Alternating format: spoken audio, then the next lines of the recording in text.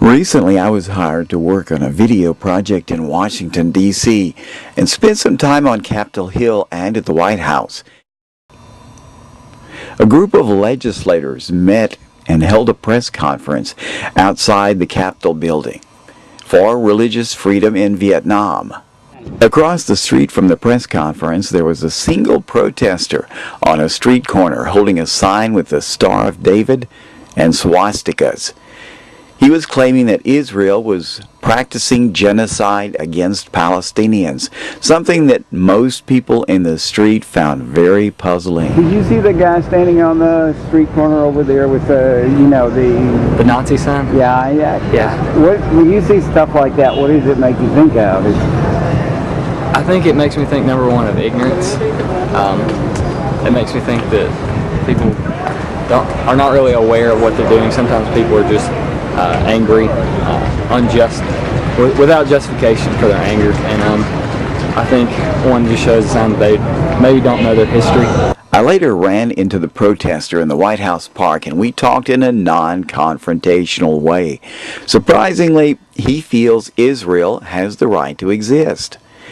But he could not give me a good reason why he feels comfortable comparing the Holocaust, where 6 million Jews and another 5 to 10 million non-Jews were sent to extermination camps, with the sporadic fighting that's been flaring up between Israelis and Palestinians.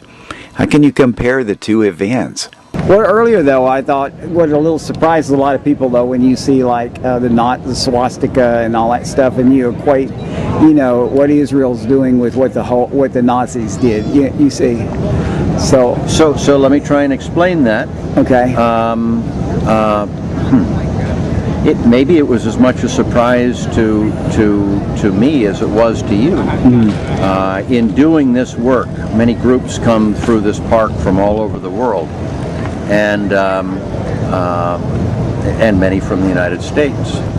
And the groups of young people that I would get here, that the issue of Israel would come up, and the soulless, heartless hate with which they would talk about the Palestinians, and the sense of entitlement, the sense of superiority that actually, I don't know that it was hate for Palestinians, but it was, hey, there's some risk to us, so obviously we should do whatever we have to do, whatever we want to do to others, and that's what Nazism was.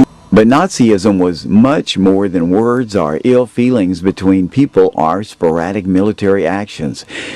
The Nazis formulated the ultimate solution and attempted to wipe out Jews from existence by rounding them up and sending them to death camps. And it's not happening in Israel today. So how can you compare the two? So protesters using swastikas and claiming a Holocaust is going on in Gaza, they're losing their credibility because most people, at least in America, know history.